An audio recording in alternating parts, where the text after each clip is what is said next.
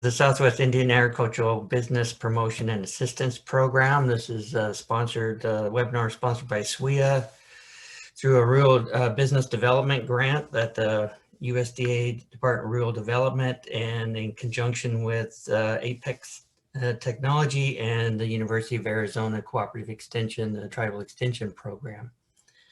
We have a pretty good, we have a really good presentations and topics today. So first off, we're going to get started with Staci M. at University of Nevada, Reno, and she's a professor and extension educator, and she's going to do this jointly with Dr. Ruby Ward at Utah State University, who's a professor and extension specialist.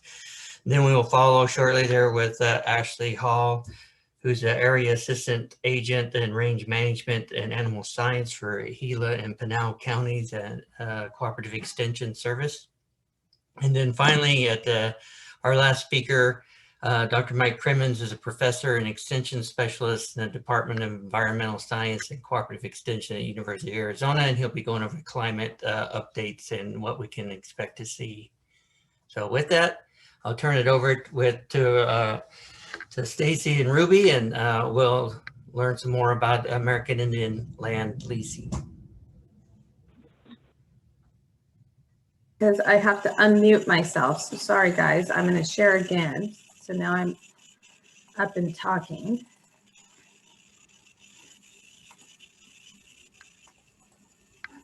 Okay. Can you see my screen? Yep. Okay. You see your notes too. But... Oh, you do? Yeah. The next slide. I don't know how to do that. That's fine. I can start it, Staci, if you want. Can you still see my notes? It's just the next slide, but no notes on it. Okay. Okay. So I'm here this morning. I want to thank Trent and SWIAA for this opportunity to present a research and extension project that we're doing with the University of Nevada, Reno is doing with Utah State, and we do have I believe University of Arizona is in these two projects too. What is our long-term goal? What we wanted to do is basically assess how access to land. Basically, we started with land leasing, and then we went into a little bit of entrepreneurship on how do we increase the sustainability of small to medium-sized farms on reservations when we know there are issues with accessing land, specifically land leasing. Our project area, we started in Utah, Nevada, and Arizona in the original proposals. We have expanded this area just because of COVID. We're having to use Zoom and online platforms. So we're thinking if we reach out to other reservations in other states in the West too, it'll kind of give us a more robust data set and a better understanding of what's happening throughout the West. Okay, why? Why did we decide to do this? And I don't know how many producers we have on today. My family are producers on the reservation. Actually, my background is my parents' place, kind of a fourth of a mile down the road from me. But we have to deal with Indian land tenure issues. We operate on allotted lands and some leases. Some of those leases are tribal leases. Some of those are allottee owners that lease to us. But it's getting more convoluted in these leasing practices. It actually can be very hard to access land. You have to have a lot of signatures. There's jurisdictions that can be different on even different parts of a reservation. It's just getting harder and harder to access that land for agriculture use. And we're not talking water right now, which water is another issue, but land. So one of the things that we also have the American Indian Probate Reform Act that came in about 2004. So what that did is allowed tribes to have their own probate reform acts, but it also set in place where the Bureau of Indian Affairs has a straight line to who gets assets if there is no will. And that has, I think there were good intentions behind APRA when it first passed, but we're seeing a lot of issues. In fact, it is creating and increasing fractionation on allotments on reservations. Now, on allotments and tribal lands, we also have the Hearth Act. And this was something that we didn't really take into consideration when we wrote these proposals to do this research. And it was hit with us with our advisory council. Chris Steinbrook with Indian Land Tenure Foundation brought this up at our first. Ruby will get into our advisory council, but he brought this up. And what the Hearth Act does is it allows tribes to come up with their own policies and regulations on how they're going to lease land. And we're seeing more and more tribes take that self-determination and pass their own policies. So this means that if there was a tribal lease, let's say for even a home, the tribe would have the ability where they did not have to go through the Bureau of Indian Affairs for that lease. They could actually do that home lease themselves. I don't know in the Southwest if you guys still use assignments. Here in Nevada, we're in assignments. Some of the tribes are transferring to leases just for lending purposes. But that would allow the tribe to do everything themselves under self-determination and not have to depend on the Bureau. So we had, gosh, there were a lot of tribes that got approved, and I put the website down here for APRA on this one. I guess I skipped ahead. I should look at my next slide since you guys can see it. So they're here for APRA, and it's also here for the Hearth Act. And if you click on that link, and this is recorded, and I'm assuming that Trent will pass these PowerPoints to you. If you click on that link, then you can bring up all the tribes that have approved Hearth Act policies. And there's probably 5 or 6 in 2020 that got approved. There's 10 in 2018. So the tribes are starting to take that initiative to be able to do this leasing. And I think housing might be leading that, some renewable energy. I'm not sure tribal business is yet, but I don't want to make that total assumption. So with this project, what we're doing is we want to work, there's 2 projects here, but the first one is land leasing. We want to work directly with small and medium-sized farms in developing, and we call it new models, but developing, we kind of want to create what it are, be able to document what is there, what are those obstacles and barriers, and what will lead to long-term sustainability. So this is just a fancy way of how we wrote it up in the proposal as far as our objectives. So we need to really evaluate what's out there as far as livestock and forage crops, and then look at the profitability and sustainability of those operations, and then what are those opportunities, barriers that are there. What do they look like? We right now can make a lot of assumptions. I can make a lot of assumptions because of where I live and the regulations we have to do, but we basically don't know across a large geography if these issues are the same, if they're different, if they are different, why are they different? Like I said, I can make assumptions about that, but we just basically get back. One of my biggest assumptions is I think BIA is handling this different by area. So it depends on what realty person you get within BIA. Now the tribes have the ability to pass their own regulations and policies. Are they going to utilize the Hearth Act? Is that going to come in? Because that may even make this a little more convoluted, even though the tribes have the ability to pass those leases themselves. So basically what we're looking at is, are you able to make land use decisions on the land? Can you lease it to somebody else if you have land? Or, you know, can you access a tribal lease? We can turn that question around. And basically, do you need access of land to sustain your operation or for your operation to be more profitable? How many people or jurisdictions do you have to deal with on a piece of land? You know, I have one allotment that I lease that I have to deal with 30 owners, and that's, they tell me, not a lot of owners. So every 5 years that I go to renew that lease, I deal with those 20 owners and have to get a certain percentage of approval to even have access to that. So, and what we're wondering is that lack of access to land impacting the ability of people to go into business or to sustain their business? So we just, at the very root of this, we want to document first what is going out there. And we don't need your name.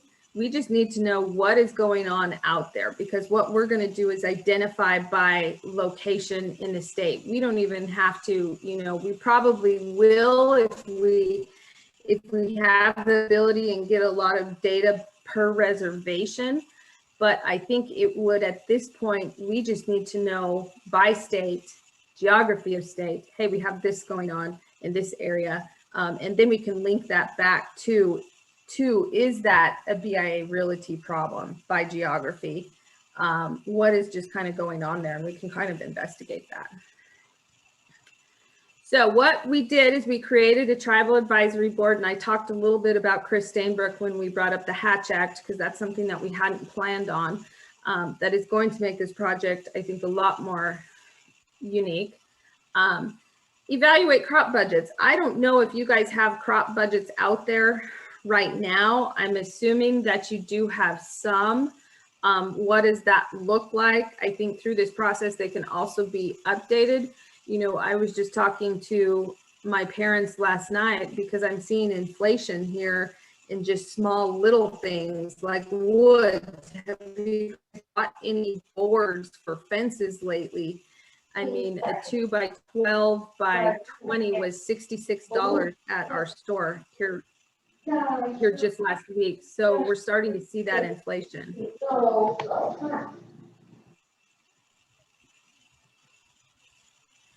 So how are we going to do this? Because we're right in the middle of COVID. We're looking at a series of focus groups aimed at assessing the impacts of land access status. We want to know a little bit about the agriculture business management, access to credit, that investment, and overall profitability. What we want to do is take these focus groups and provide policy recommendations, and that's where we have to publish this data. We have to get it out there. We have to present it to different groups. We've got to get it to like Colby, Intertribal, to SWIAA, to all of those agencies that work on the policy, and then try to create tools and extension programs. You know, this may be if a tribe is participating in the Hearth Act, has their own regulations, maybe they just don't understand. Maybe there's an education issue on this access to land for reservations. Okay, I think Ruby, this is where you take over, right? Yeah, so the focus groups are going to take about 15 minutes a piece. They'll be held via Zoom. I just put a link into the chat box for the website well, I think earlier I put the link to the website to get to all of them, and then also a link for the tribal one, or the hay, fiber, and grain one. And then we will also have one for livestock. So like I said, they'll take about 50 minutes. Your participation will be anonymous. So we're not going to, like Staci said, we don't care about any of your personal information. We will need a name and an email address for you to sign up, just so that we can send you the links to join the focus group and stuff. But we're not saving any of the information. We're not recording the focus groups.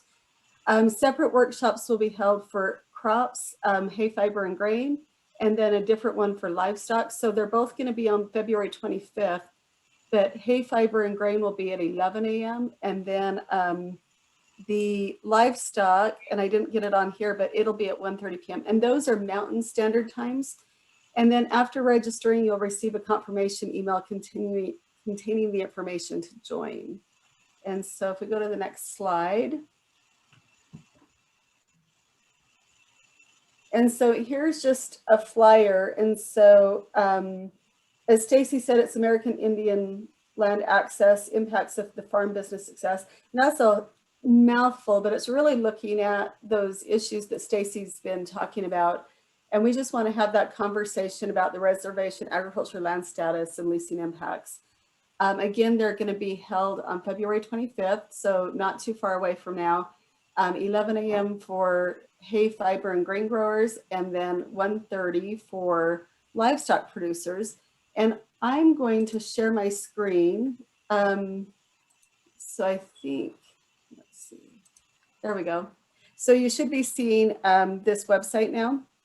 Yep. So you can, when you click on the link to the focus groups in general, it'll come into this website that'll give you a little bit of information about what the project is. And then the upcoming workshops, it'll have both of those there. And then you can just click if you want to join one, and it'll take you to this registration page. And all we need is a name and an email address, and then you just confirm your email address. Click register, and that's all you have to do.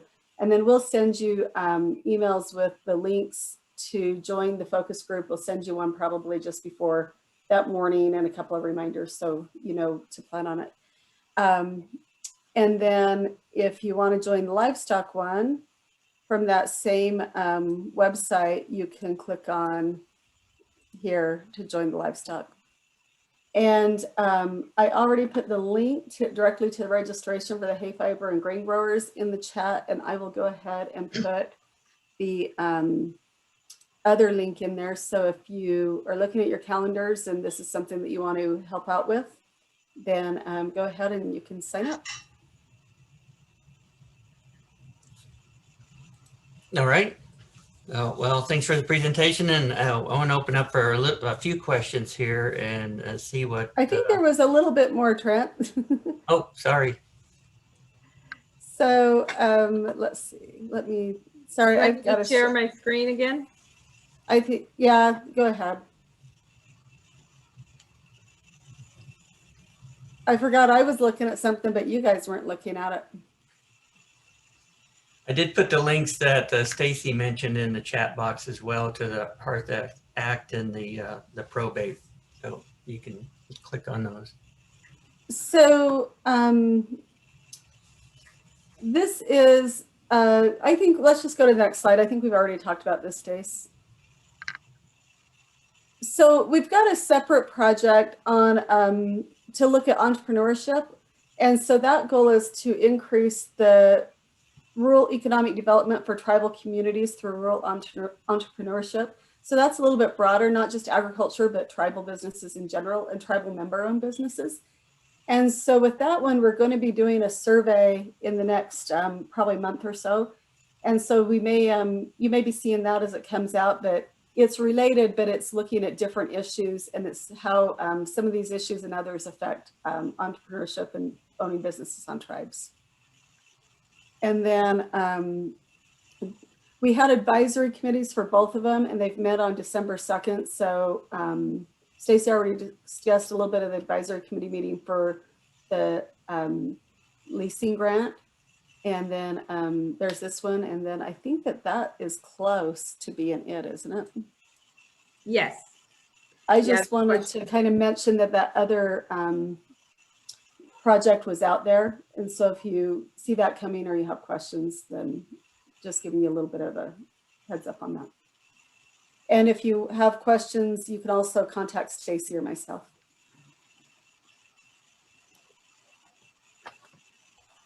So any questions?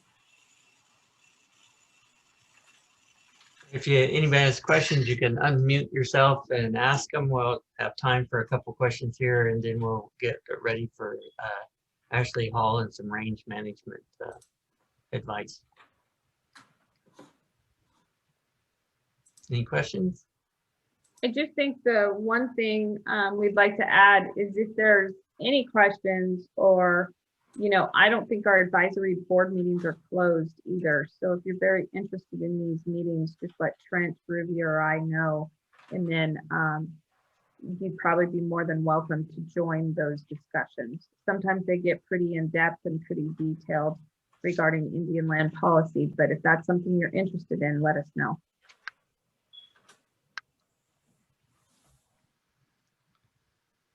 All right. Like I said, there'll be more time, and this is going to be recorded. So if you missed part of it, you can go back and reread and check it out and look at the slides one more time. So we're going to move on to our next speaker. Thanks, Staci and Ruby, for the presentation and the information on that. We'll look forward to finding out some more information as we go down the road. Our next presenter is Ashley Hall. As I mentioned before, she's the Area Assistant Agent, Range Management Animal Science for Gila and Pinal Counties Cooperative Extension at U of A. And so she's going to talk about management of drought, rangelands during drought. Ashley. Thank you, Trent, and thanks for having me this morning. I'm going to turn off my video while I'm presenting just because I'm having some internet issues during the last presentation. It kept telling me that I was lagging, so not to be rude, but just so that I don't cut in and out, I'm going to turn off my video. Okay. As Trent said, I'm going to talk a little bit today about some management on rangelands during drought and some poisonous plant considerations. So one thing to think about, and just to begin with, is drought obviously is going to have impacts on vegetation. So during a normal good year, vegetation is already going to be sensitive to overgrazing. So a lot of research shows that, you know, the higher utilization you get, the more impact you have on the amount of roots and even the growth of roots. So adding drought into the mix and having a higher percentage of utilization, it's just going to really stress out the plant even more than it would be in a normal situation. And one of the things to think about is, you know, when you have that loss of roots, it really limits the plant's ability to absorb the water and nutrients that it needs in order to keep maintaining growth. So when you get to the point where you're having 90% or 70% utilization, even in a good year, but having that in a drought year, that's when we really start to see our good perennial species that we want being removed from the rangeland. And if you think about species like curly mesquite that may have a more shallow root base, those are going to be even more susceptible to seeing this decrease in roots and just seeing them being removed from the rangeland. Another thing to think about is the energy reserves that grasses really need in order to survive their dormancy period. So for warm season grasses, they really need those carbohydrates reserved in order to get that initial regrowth and green up once the growing season begins. So if you're in a drought, the plants are not just going to be, they're not going to be able to uptake those excuse me, sorry, my dog just started barking in the background. Hopefully you guys can't hear her. Grasses are able to produce those carbohydrate reserves and then store them in their leaf matter. So once that leaf matter is removed, you're not going to have those reserves that are needed. Again, adding drought into the mix, they're not going to have the soil moisture available to produce those reserves. And so they'll be limited.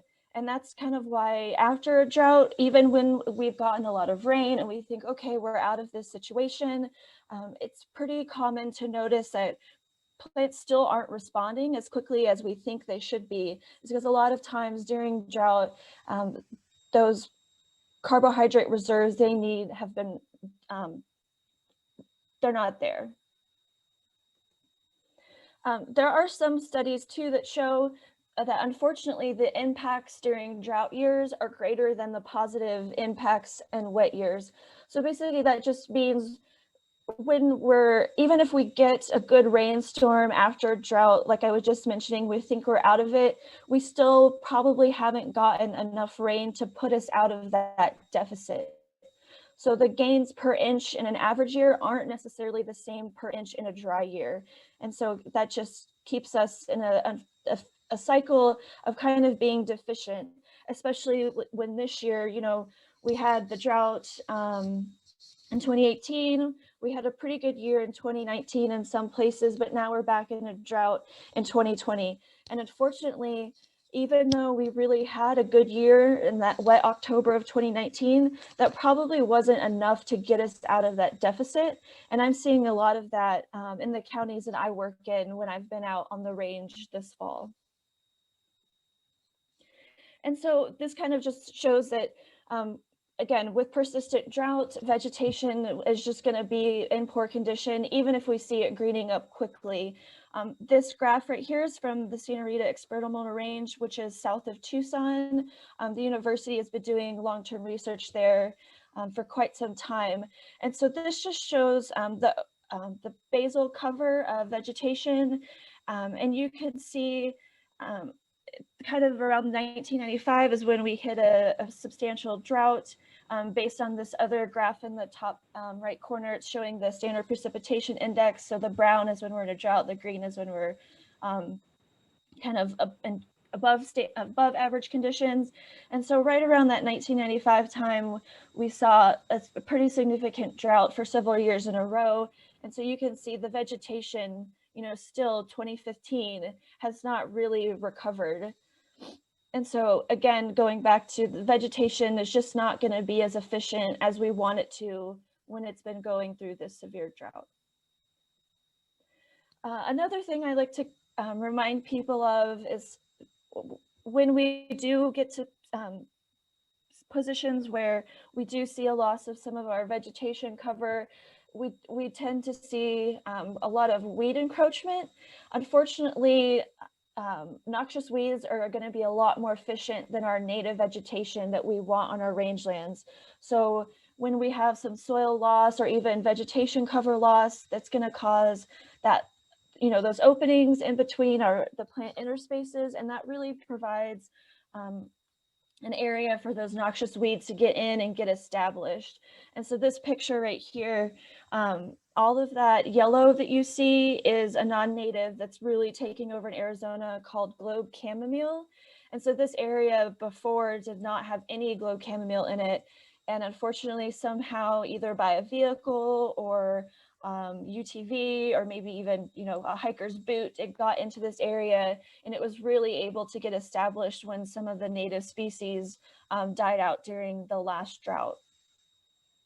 And so it kind of is important to keep an eye on species on your rangelands. And if you see something new that you maybe have never noticed in the past, I would highly recommend, you know, reaching out to a local extension agent or someone else that, you know, may be a little bit more savvy on identifying plants. That way, if you do see something noxious that's moved in, that's really, you know, it could be a noxious thing that's poisonous to cattle, or it might be something that's going to outcompete the natives and just convert your rangelands in the long term. So it's kind of good, you know, to keep an eye out and look for those species, just so that if you do catch them early, you can quickly eradicate them before it gets too much of an issue. Like this globe chamomile situation, unfortunately, we're not really sure how we're going to be able to get that out of that area because it's pretty well established at this point in the seed bank. Another thing to think about is a lot of times we have issues with drought and poisonous plants, especially if the range conditions start to deteriorate enough.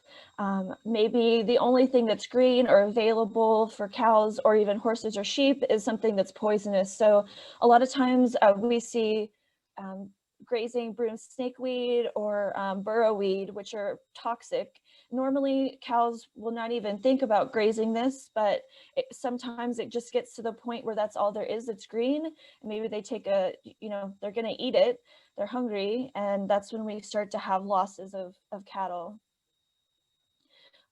Another thing is some of these poisonous forbs, they'll be the first thing to green up after we get some rain. And so again, you know, maybe the cattle are in a pasture that doesn't have a lot of green grass, but they see these green forbs that are poisonous. And unfortunately, you know, they're hungry and that's what they're going to eat. I've dealt with this quite a bit, especially during the last drought. These three species in particular, I went on several calls where cows were eating this and unfortunately dying. There's also some toxic compounds that come up in drought. So nitrates and prussic acid, normally they're present in a lot of our plants already, but they'll accumulate high concentrations in certain species following a drought. So for nitrates, a lot of times London rocket or pigweed is an issue. And prussic acid, Johnson grass or chokecherry. Those are just two of the main, for both of those, some of the more common things that we would see issues with that I've dealt with also in the past. And so to prevent poisoning during a drought, it's definitely helpful to know what poisonous plants may be in your area. If you can, defer when plants are going to be the most poisonous, that way to give your, our good perennial native species some time to grow. So if you say, okay, well, this pasture has a lot of Sacred Datura in it, I'm not going to try and put my cows in that pasture when Sacred Datura would be growing the most. So I'll have them kind of over here in a different pasture where I know there's not a lot of Sacred Datura. Also kind of think about being flexible with your stocking rates and your forage demand. And when there are poisonous plants, it's kind of important, to keep an observation of your cattle during those kinds of situations. And so if you're a livestock producer in Arizona, we do have the Arizona Livestock Incident Response Team. If you suspect you're having an issue with animals dying due to toxicity, it doesn't even have to be, a plant toxicity issue. It could be a water issue or something else. I would highly suggest contacting a local veterinarian, a local extension staff, or the state vet. Someone will come out and try and help you diagnose the issue. And this is for both tribal and non-tribal members. So I've been out with Trent on Tohono O'odham to look at an issue that they were having there. So this is open to tribal members as well. So so if you go to this website, the extension.arizona.edu/alert, there's a lot more information. And again, I'll share these slides so you'll have the number for the state vet office.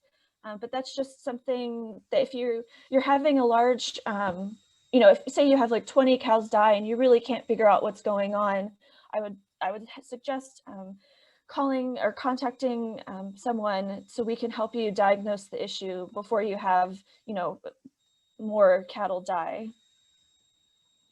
So we talked about vegetation and vegetation. So obviously we're going to have a decrease in soil water availability, a decrease in plant vigor, a decrease in plant production, shortened growing season, and that's going to have a decrease in the nutrients that are available within the plant, which unfortunately leads to a decline in animal health.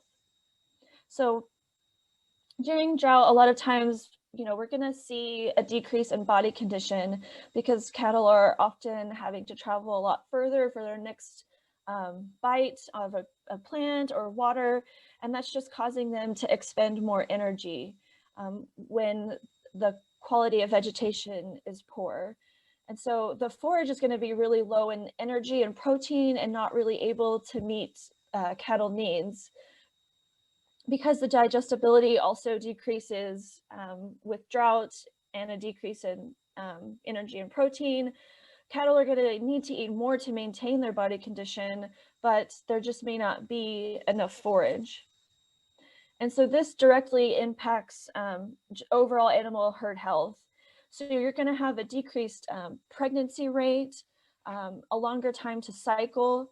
There's studies that show that cows with a body score under 3 have a 20 to 30% lower pregnancy rate than animals with a higher body condition. That lower body condition also causes difficulty calving, especially in first-year heifers.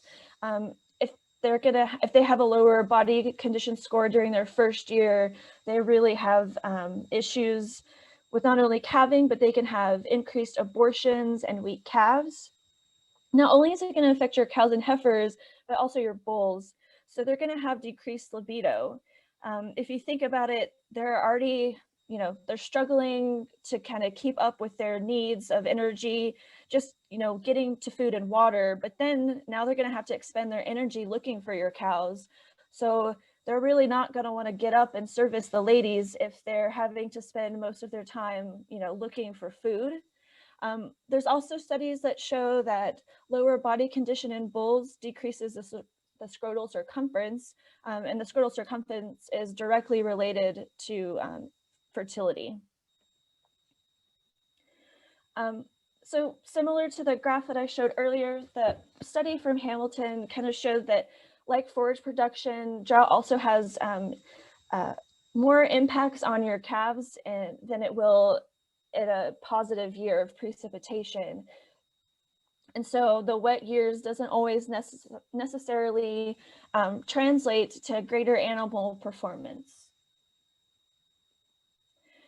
So some things to think about as far as herd management, as our seasonal precipitation variation increases, our expected profit variability is also going to increase. And so a lot of folks that I work with are really starting to think about shifting livestock breeds that are more drought tolerant. So criollo cattle, there's a lot of ranchers in southwest Arizona, or southeast Arizona, excuse me, that are starting to kind of switch over. There's been quite a bit of studies on the Jornada research range in New Mexico that shows they're really adapted to the Southwest. They're going to travel further, graze more areas, and just really get out and move around a lot more compared to just Angus cattle. During the last drought in Gila County, I noticed that a lot of just visually observing folks that had Charolais, their animals just seem to really hold out on their body condition score, even in their bulls, a lot better than their Angus or Red Angus, or even, any of the crossbreeds. The straight Charolais really seem to do well. So I've noticed that a lot more people have been purchasing more Charolais to add into their herd after that last drought, and seeing how well they performed under the drought conditions. Another thing to think about is just being prepared. I always feel like a Debbie Downer when I'm giving these presentations, because drought's not a fun thing to talk about. And unfortunately, it seems like it's not something that's going to go away. So I always try to tell people, the best thing that you can do really is just to be prepared, and develop the skills and the flexibility to understand how to get through drought. And so a lot of times just monitoring your precipitation, understanding how your vegetation changes throughout your pastures during drought, just so you can kind of, again, be prepared and know what's going to happen during our next drought. And so some tools that I kind of point folks to as far as making some management decisions and understanding how drought impacts them a little bit more is, if possible, having some long-term monitoring data before, during, and after the drought. Having some of that trend information can really help you understand better what happens to vegetation on your rangelands during droughts and after drought, and how they respond. And you can even kind of dial into a by species level. So if you say, okay, well, I know curly mesquite really doesn't do well during drought in this pasture, so now I'm going into my next drought, I'm going to give this pasture a break so that I don't see a decrease in my curly mesquite species, because that's something, that you might want to keep around. A lot of times we also put out rain gauges, and where we're collecting monitoring data, or just rain gauges throughout your ranch as well. This just kind of gives you a more dialed in way to kind of keep track of your historical rainfall throughout your pasture. Again, this is just another tool to pair with your monitoring data to say, okay, well, I know if I get this much rain, this is kind of what has happened to my species on my ranch. And some of the ranchers I work with have a rain gauge in every pasture, just to kind of understand things a little bit better at the pasture level. I have ranchers that one rain gauge will get 10 inches and another rain gauge will get 4 inches, just because in Arizona, as everyone probably knows, we get those micro bursts that just dump a bunch of rain in one small area and just may miss another area completely. So again, just kind of dialing it in a little more. And Dr. Mike Crimmins, who's speaking after me, he created a really great website, myrangelog.arizona.edu. It's a really helpful tool for tracking precipitation.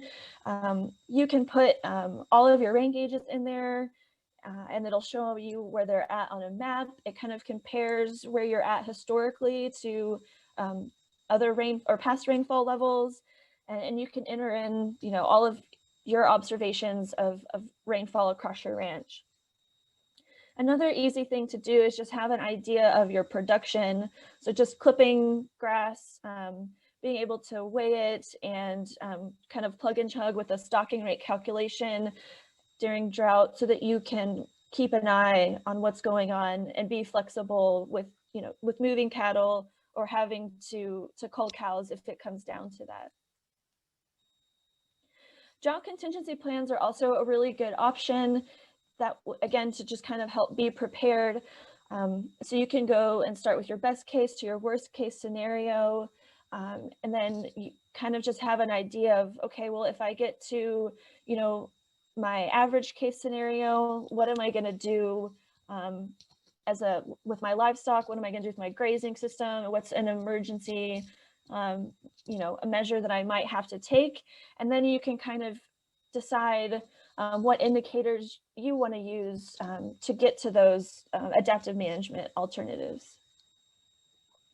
And so this website, Drought and Grazing, there's the website link. It's got a lot of really great just tools, guides, and then this drought dashboard. It's got quick links to the U.S. Drought Monitor, the Standard Precipitation Index, so you can know where you're at drought-wise there. It has the USDA Outlook. So that's just got some quick links, but it's also got a lot of great guides. So a guide to kind of develop your own drought contingency plan, guides to if you want to build your own rain gauges and put them out on a range yourself. Another document that kind of talks about the best management practices for for putting rain gauges out on your ranch. So I would highly recommend looking at this website. It's got a lot of great tools to help you be prepared for drought and just things to think about during drought. So just as a summary, it's really important to understand the drought's effects on both cattle and your vegetation, being mindful of your nutritional and health challenges that could occur, and having a drought contingency plan, I think, in place is really helpful, especially if you want to always be thinking about how to get through the next drought. That way, when it does come down to that, you don't have to panic. You can be a little bit more happier that you kind of have something in place to guide what you might want to do. And then here's just some other additional resources that I would suggest checking out. I put together a poisonous plants publication last year that's kind of tailored towards Arizona. I know I didn't talk about everything that we have issues on. I just touched on a few. That Hamilton paper that I use as an example has some really great resources. Dr. Howry, that rangeland management before, after, and during drought is also a really good thing to kind of help think about what's going to happen and options for managing your rangelands the best during drought. This aces.nnsu, that's New Mexico's website, they've got a lot of really good information on poisonous plants. And then these are there's two books, the Guide to Plant Poisoning and Poisonous Plants of Livestock. Those are also really good resources to kind of help keep a better eye on what poisonous plants you might have on your rangeland so that you can kind of be prepared for that situation. And so with that, I will stop sharing my screen. And does anyone have any questions? So if you have any questions, remember to unmute yourself so you can ask the question. I have one for you. Have you been seeing a lot of the ranchers now? Are they starting to supplement right now, or are they kind of waiting to see how bad it's going to get, or if it's going to get better? Yes, that's something I should have included. My apologies. Yeah, we are people are already supplementing, especially more protein for folks that rely more on browse species. The protein really helps increase the digestibility of if you're relying more heavily on browse than your perennial grass species. So yes, I would suggest supplementing right now if you can. Okay. I just have a quick question on that. You just said supplement this before things getting worse. So is that the point that that we need to do something, get ready for the bad weather condition? I just want to make sure that that's what I heard. You recommend people doing that ahead of time, so get ready for it. Yes, because I would definitely do it ahead of time, especially if you're seeing that the climate outlook is saying, you know, it's not so great. We're expecting below average precipitation during the next 3 months or so. I would definitely put out protein to get that gut biome ready for some of those changes. So having that protein will help kind of increase the digestibility. So yeah, it's definitely something to keep ahead of. I mean, sometimes I have ranchers that just keep a protein block and salt block out year round. So that's always an option as well. Okay. Awesome. Any other questions? Is Well, this actually- costly? Trent, just, you know, I don't know, like, is it costly to do so? Have you? Well, it depends. Yeah. I mean, you have to calculate it out, but it depends on the type of protein you're doing, the distance you have to get it out there, the number of animals you have, the form of protein, but there are options. Yeah. Yeah. Yeah, there's Thank a you. lot of options out there, but I mean, I always tell ranchers, you know, think of it as a kind of a cost benefit thing. Yes, it might be costly to have to supplement provides protein, but it's going to help your body condition score in the long run and your herd health in the long run. And so if that's, you know, if that's something that helps your herd, to me, it's definitely worth the cost. Yeah, and we've actually have a couple of tools where you can look at the difference and see how much of that fertility bump would actually pay, and so how much you can really afford to pay on your protein supplement. So it does have a positive benefit to it. Awesome. Thank you. All right, with that great lead in to our next speaker, we're just going. Thanks, Ashley, for everything and a great talk. So our next speaker is Dr. Mike Crimmins, and he's going to give us an update on the current Arizona climate update. And we had a great lead in there for you there, Mike. So you're. Yeah, that was so much more useful than this talk. So Ashley, great job, and thank you for that. I'm probably going to tell you what you already know, unfortunately, as we go through that. So I'll just jump right into it. Can you see my presentation? Is it up? Yes. Yes. Okay, great. Okay, awesome. Thanks. Okay, so this will be sort of a quick run through, taking a look at drought conditions that are here. They're still here. You know, we had a great run of precip over the last couple of weeks, but kind of the punchline of this whole talk is we're not out of the drought, and it doesn't look like we're going to get out of the drought anytime soon. So this is the Drought Monitor map from this previous week.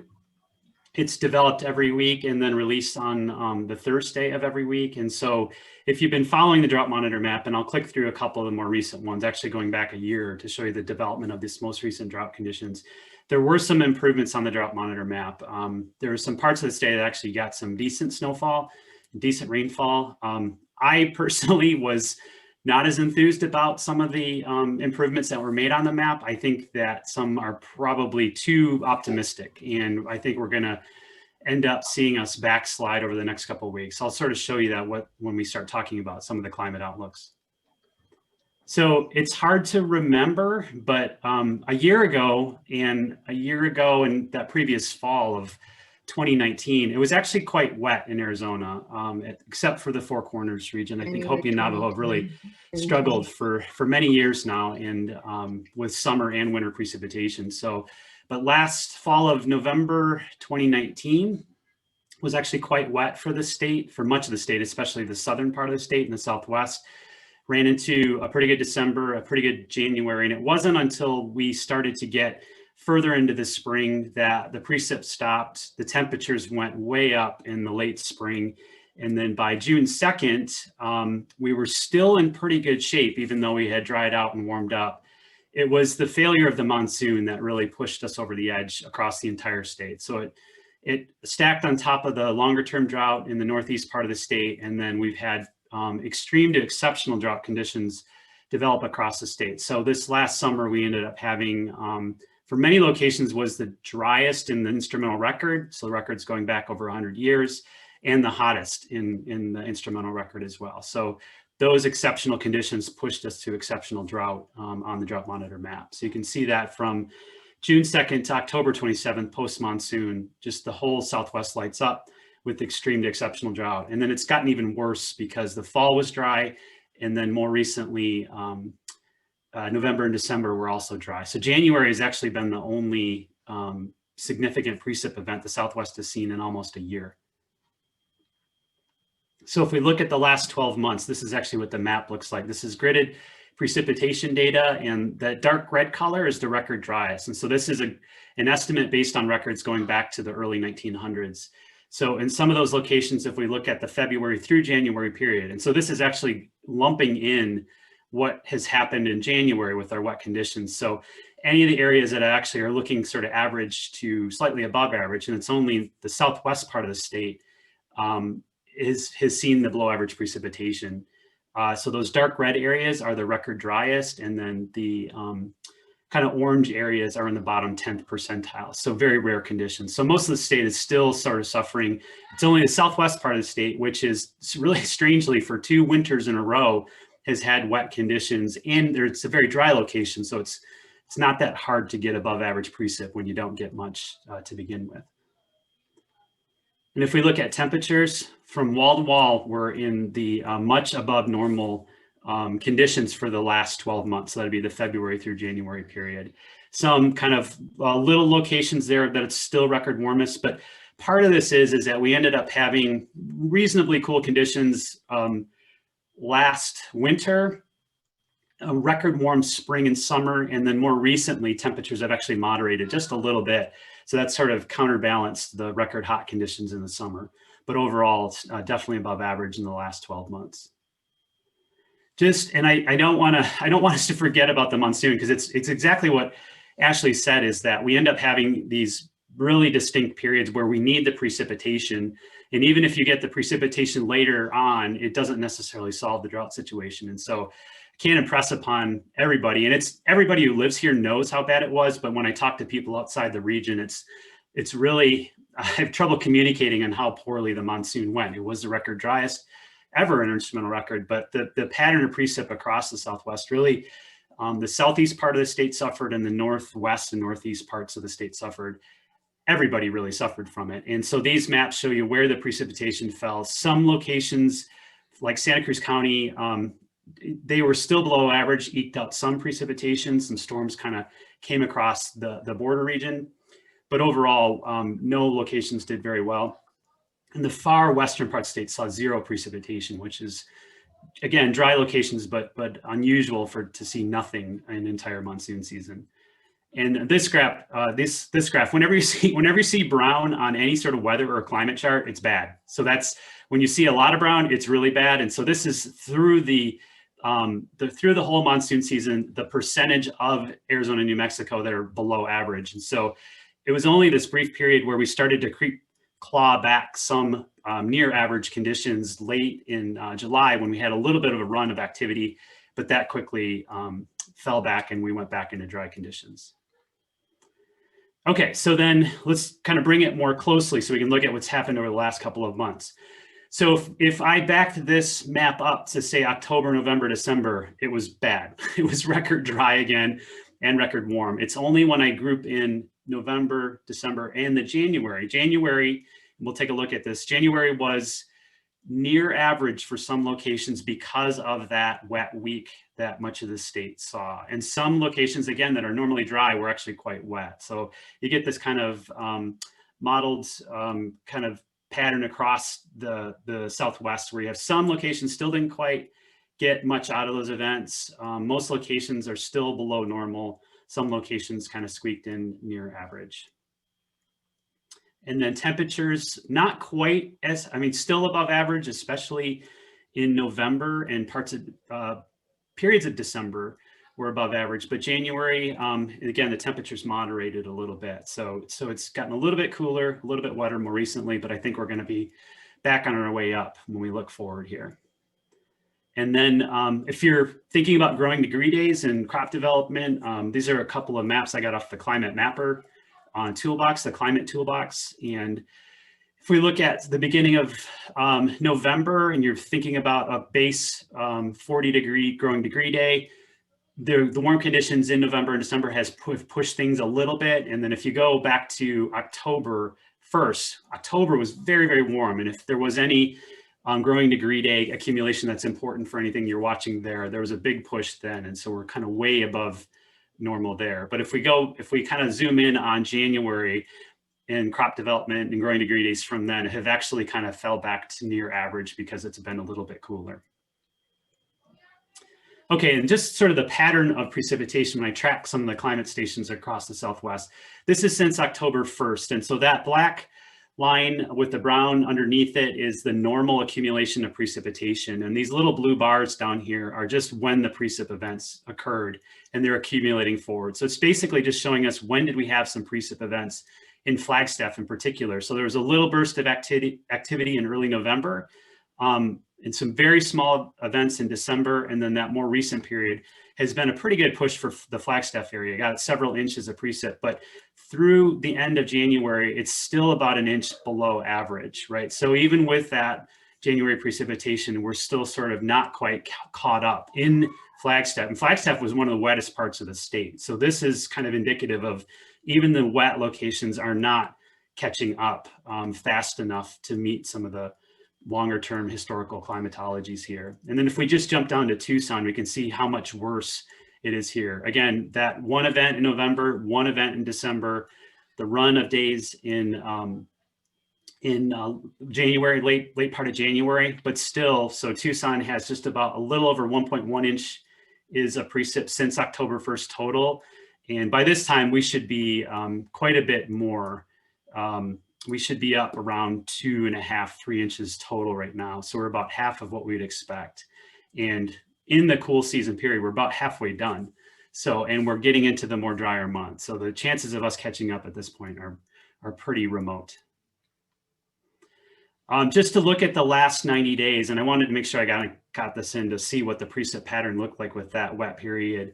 The Mogollon Rim, and especially around the Flagstaff area, really took the brunt of the precipitation. So there was quite a bit of snow, several feet of snow, even in the Prescott area had gotten hit pretty hard with snow in the second wave of the precipitation that came through. But the southern part of the state and the southwest part of the state, actually in the first event, it was a little bit warmer, got quite a bit of rain, but it was really along the sort of Mexico, US border in the southwest part of the state that took much of that precipitation. And you can see down here in the lower right, the percent of average, there's percent of average that would be normal to above normal is that gray color into the greens, blues, and purples. And you can look across the Southwest and there just aren't very many locations that have any of that around. This is indicating the Chuscas did really well. I'm not really sure. This is radar estimated. So sometimes the radar can overestimate. The Flagstaff area kind of caught up to near average, and then down around Yuma, actually had a lot of rainfall and is about 2 or 3 times their normal precipitation for this. But the rest of the state is really about half of average for the last 90 days. But I was watching one of those events come through. And so between the 19th and the 21st, a low pressure system kind of came down the California coast and it very slowly moved inland from like San Diego towards Yuma.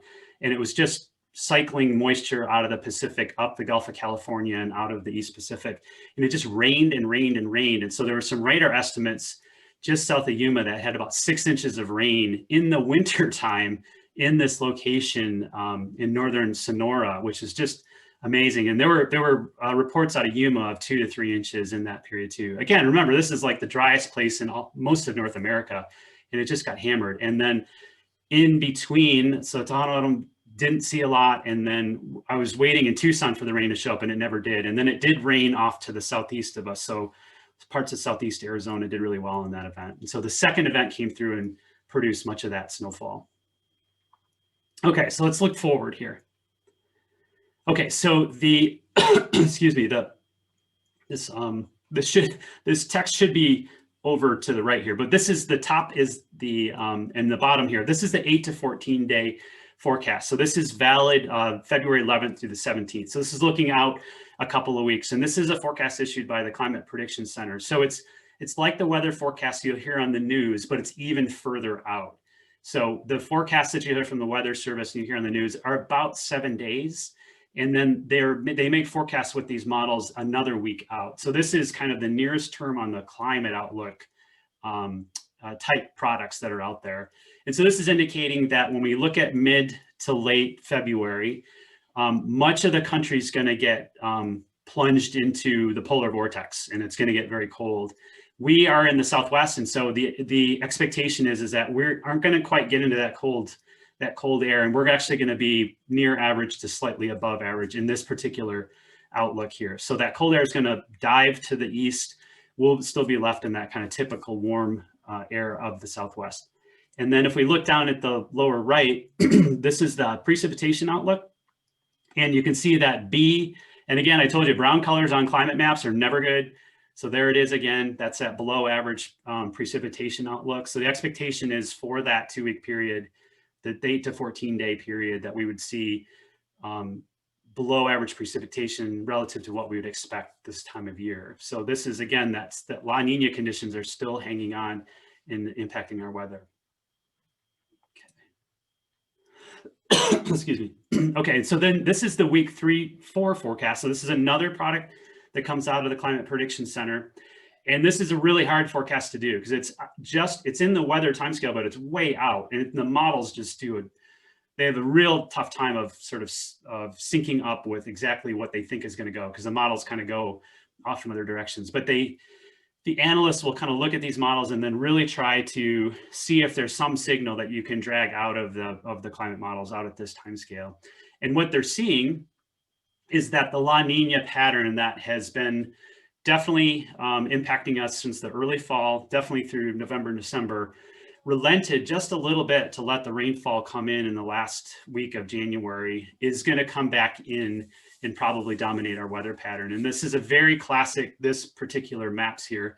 The southern tier states, including Arizona, become warmer than average, and they're drier than average at the same time, because the jet stream tends to move north, and it tends to bring much of the precipitation to the Pacific Northwest or even up into Canada.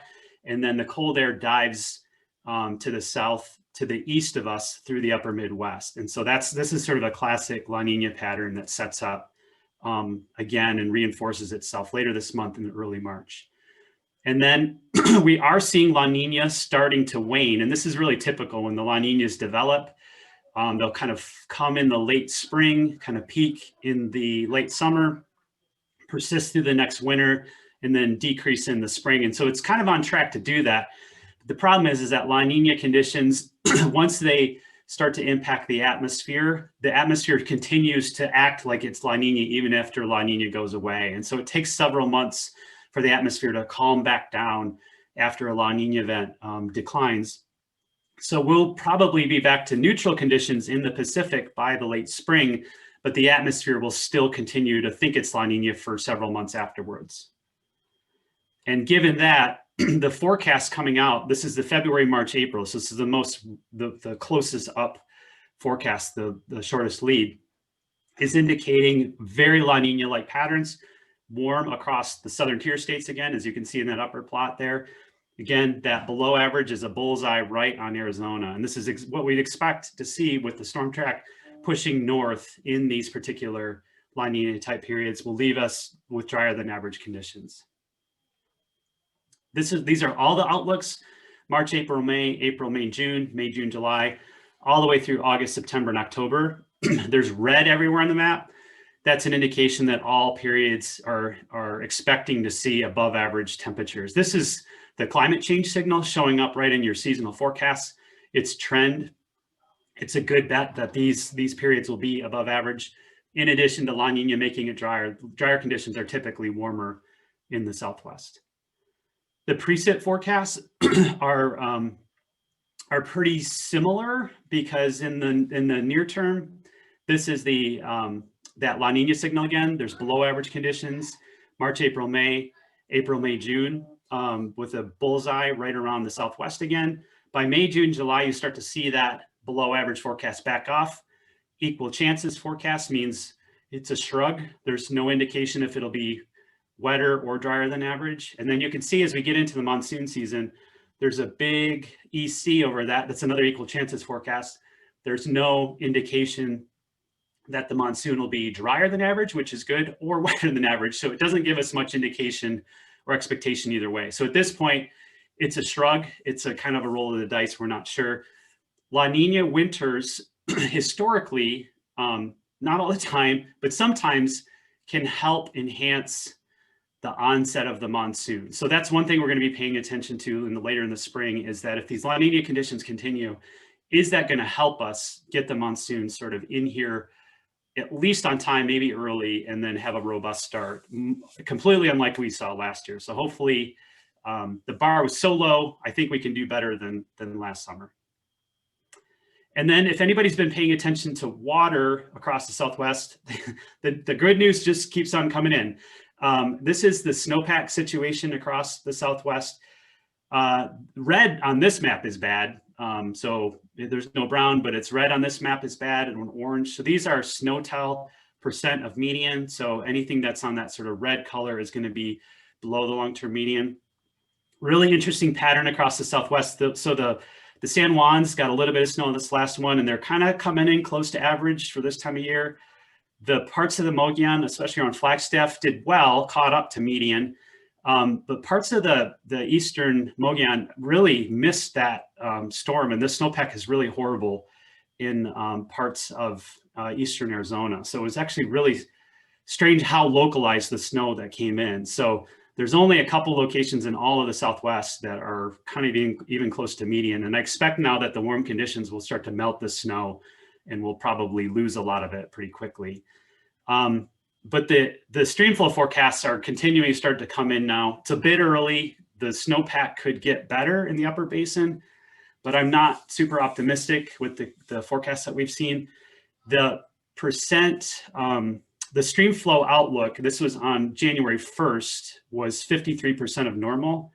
And the update now from February 1st with the new snowfall data is 46% of normal. So even with this storm event, the forecast went down. So that's again, not a great sign looking forward. Okay, so to just wrap it up here, it's a La Nina winter. We really got unlucky that we had the record dry, hot monsoon followed by a La Nina winter. That's a bad hand of cards to get dealt, because you weren't going to make up we didn't expect that we were going to make up a lot this winter with La Nina conditions, because La Nina conditions are typically pretty dry. And it seems like that's what's going to be handed to us for the rest of the spring here. So warm and relatively dry conditions have persisted over the past couple of months. We've seen sort of on the ag side, low relative humidities has also led to sort of strong diurnal temperature variations. We had some really cool spots show up because it's been fairly dry and low relative humidity. The recent precip has been helpful, and I think it's it's going to put some water down and maybe help string some plants along and put down a little bit of soil moisture. But I don't think it'll last long, because we're going to dry out again. That sun's going to get higher. We're going to have higher ET, and so we really need some more precip events to get it. Hopefully, we'll squeeze a couple more in, but again, this La Nina outlook is not rosy for that. So we'll just have to kind of be vigilant and keep an eye on stuff, and then really have our eyes towards the monsoon season and hope that it comes on strong and early. So that's all I have. I'm happy to field any questions if anybody has any.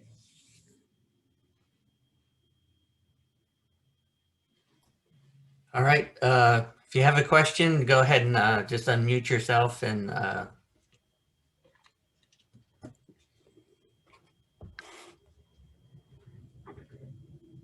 think you left him speechless. I normally do, and never in a good way.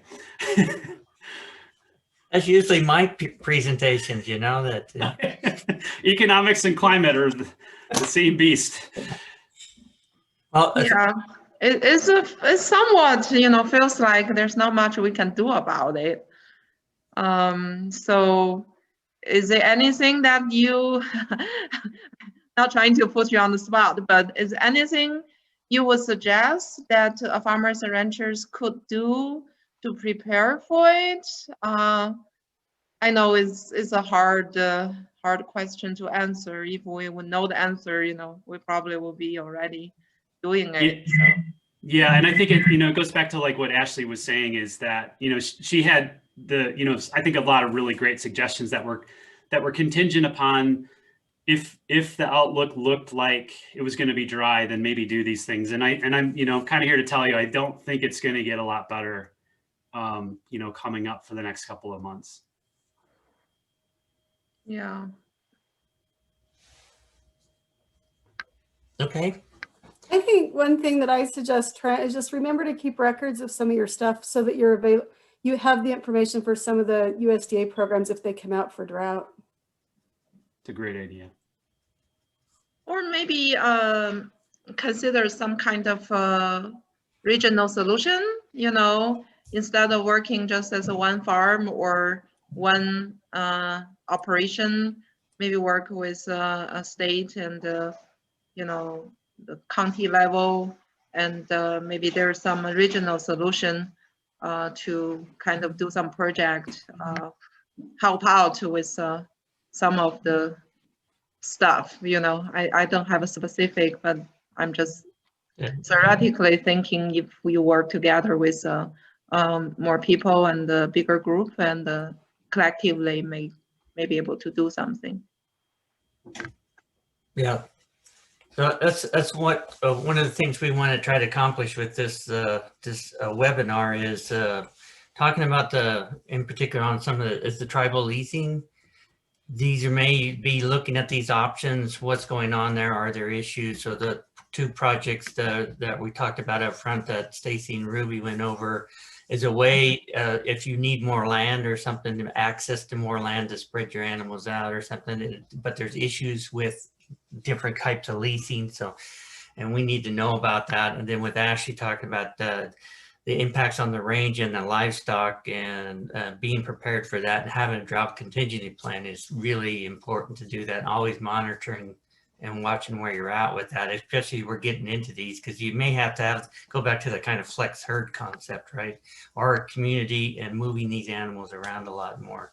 So it is really important to pay attention to that. Look at might have to supplement hay and some protein depending on how bad it gets in certain areas. But so and then bring the climate in there so we know where we're at, and so you don't take you don't take your eyes off the range and your animals, and we want to be prepared for that. So that was the focus of this whole webinar, so we can kind of get these together.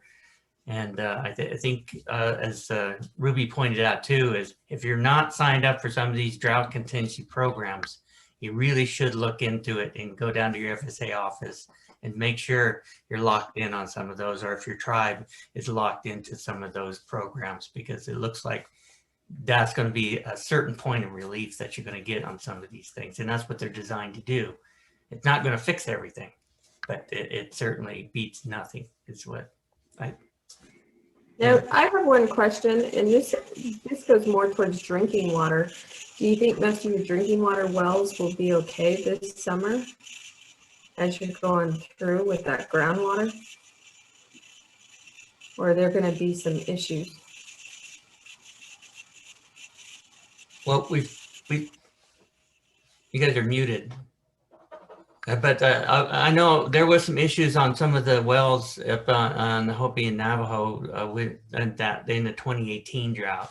And there's been other issues in some of even around on the TO, there's been some other issues come out. Remember, it gets really hot and everything. It's not just the volume of water can go down, but it's also can be algae blooms. It can be these other things, these events that happen that you got to pay attention to that can really impact your animals on that. May I ask where are you located? Which tribe are you guys located? Who? The question. Who asked the question? I didn't. I did, Staci. I'm actually in Nevada, but I just know that drinking water out on Hopi and Navajo, they've had issues with that in the past. And as in our area, we have vegetable farmers upstream from us. So in a drought, they start really pumping our groundwater, which dries up our river. Yeah. So, but Hopi and Navajo are, that's different if you can't just get drinking water. They're hauling water anyway, but if something happens to their wells, or like Trent said, even with the livestock, those algae blooms cause huge issues. So yeah, I would, apologize for that. I was thinking, but the reason I'm asking is because if you are in Navajo, Hopi, any of the tribal land in Arizona, we have our water technical assistance and training program. We can basically work with you directly to look at your well and do some well testing and provide even some engineering to come up with potential solutions, specific for your situation. So, I was thinking, I probably just want to make that point here. Is through our programs, so various programs, we are able to provide this kind of assistance to the farmers and the ranchers.